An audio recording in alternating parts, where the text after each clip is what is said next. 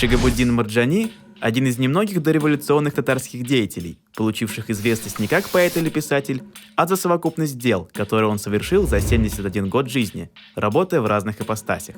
Марджани – известная личность, но не литератор и не полководец. У него нет одного центрального труда, который знаком каждому человеку.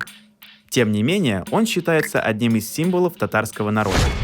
В чем же его секрет?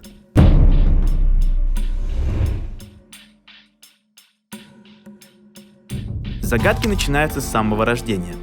Марджани, по одним данным, родился 16 января 1818 года в селе Ябанще Арского района.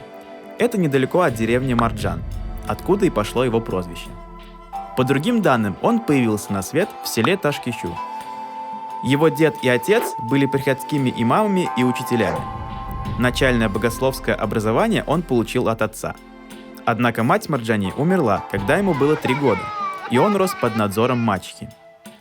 Отец был жестким человеком, и упрямый Шигабуддин часто с ним припирался. По воспоминаниям самого Марджани, ему доставалось и от мачехи, и от отца.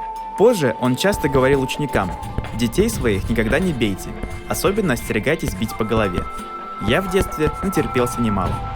Вообще его ждала непростая личная жизнь. Он переживет 3 своих жен и потеряет 7 сыновей от 2-го брака. А в 1885 году потеряет сына Махмуда, которого считал своим преемником. Но пока Шигабуддин учится в медресе, хорошо проявляет себя в учебе, обнаруживает пытливый ум и склонность к серьезным размышлениям. В 20 лет его отправляют продолжать обучение в Бухару, где он проведет 6 лет. Путешествие занимает более полугода, и, по словам Марджани, значительно расширяет его кругозор. Здесь он берет уроки у известных ученых, числится в медресе, но больше занимается самообразованием, так как в медресе уделялось мало внимания светским наукам. Шигабуддин проводит много времени в библиотеках и знакомится с трудами классиков восточной литературы, философии и богословия. Судя по всему, здесь закладываются фундаментальные знания по теологии и философии, которые помогут в будущей деятельности в Казани. При этом Марджани тяготит общая закостенелость и невежество, царящие в системе образования Бухары. Поэтому более полезным оказался самаркандский этап жизни ученого. Сюда он переезжает в 26 лет, учится в медресе Ширдар, занимается в библиотеках. Ксерокса не было, поэтому ученый делает множество выписок из книг, причем привлекает к этому делу и других людей. В библиотеке Марджани насчитали до 11 почерков. От родителей помощи было мало. Марджани зарабатывает на жизнь преподаванием и делая те же выписки. В Самарканде, кроме восточной литературы, Шигабуддин погружается и в древнегреческую философию. При этом Марджани сохраняет критический взгляд и может дать отрицательную оценку конкретным идеям ученого, которого изучает. Ясно, что он ценил это качество, потому что именно так он позже оценил своего предшественника, Курсави, отмечая, что он не следовал слепо традициям и учениям предков. В Самарканде Шигабуддин увлекается историей, читает книги, собирает сведения о булгарах и истории Казанского ханства. Его увлекают и другие светские науки – математика, геометрия, география. В общей сложности в Средней Азии Шигабуддин проводит более 10 лет и возвращается в 1848 году в Казань. Через 2 года он проходит экзамен и назначается имам-хатыбом первой казанской мечети и главным преподавателем при ней. Шигабуддин сразу пытается внести изменения в систему образования и управления, воплотить в жизнь реформаторские идеи, к которым он пришел в Бухаре и Самарканде. Он активно вводит в программу изучения светских наук, высмеивает схоластичность казанских медресе, призывает использовать передовые методы обучения. Появившийся позже, в конце XIX века, джадидизм во многом опирался на идеи Марджани в области образования и общественного устройства. Однако Марджани вступает в конфликт с клерикальной верхушкой и местными влиятельными богачами. Одним из них является Ибрагим Юнусов. Человек настолько влиятельный, что без его согласия не происходило ни одно крупное событие в татарской слободе Казани.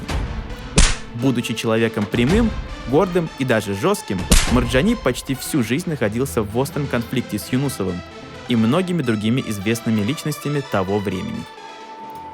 В своих трудах и письмах он не стесняется в выражениях, называет своих оппонентов глупыми, объявляет об их связях с правительством. В результате дважды, В 1854 и в 1874 годах его лишают должности, но позже он возвращается. Возможно, одной из причин было то, что Марджани быстро набирает огромный авторитет в народных массах, как человек очень знающий и справедливый. В 1867 году его назначают ахуном и мухтасибом Казани, фактически главным религиозным авторитетом и деятелем города.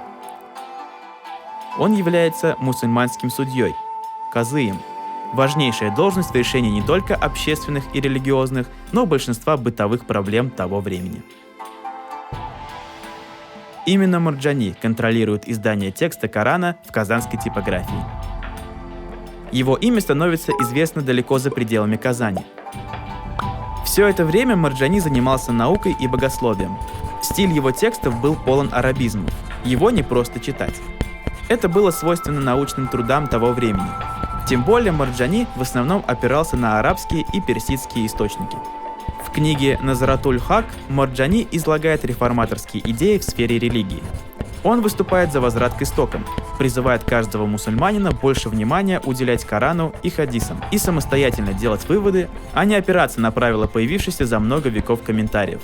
Также Марджани высказывает мысль, что, например, философия и логика, которые изучались только в связке с религией, имеют право на более углубленное и отдельное изучение. Реформаторские идеи Марджани сделали его известным на всем мусульманском Востоке.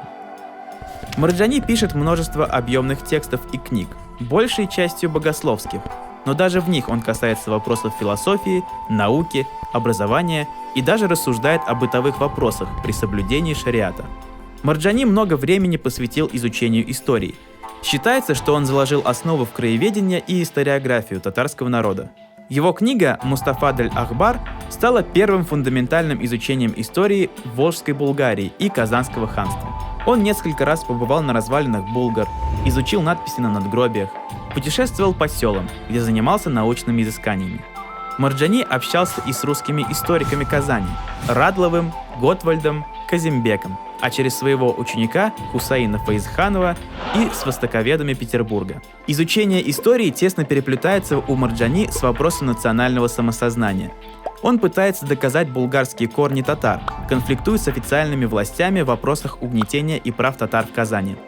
Марджани пропагандирует изучение русского языка, но при этом ратует за чистоту татарского, критикуя смешение языков в речи. В целом, он рассуждает на тему прогресса, видя его в связях с Россией и Европой, а не в популярных тогда устремлениях в Азию и Турцию. Марджани был очень состоятельным человеком. У него было несколько домов, на один из которых и сегодня можно посмотреть в Старо-Татарской Слободе. Или, например, вот документ о размере приданого при свадьбе дочери – 1000 рублей. Это по тем временам цена примерно 25 лошадей. Ну или в пересчете на наши деньги где-то 1,5-2 миллиона рублей. В 1880 году Марджани отправляется в хадж, хотя это путешествие было для него больше, чем просто паломничество. Он заезжает в крупные города России, Турцию, Египет, другие страны Дальнего Востока, заезжает в библиотеки и изучает историю стран. Марджани умер в 1889 году и похоронен на кладбище Новотатарской Слободы. Он оставил после себя множество учеников и последователей, многие из которых стали заметными личностями в общественной жизни региона. Например, Ризаэддин Фахриддин считал себя учеником Марджани и много о нем писал. Идеи Марджани и мысли о модернизации и прогрессе татарской нации легли в основу национального подъема в начале 20 века. Он стал символом и настоящим героем для следующего поколения и продолжает быть им сейчас.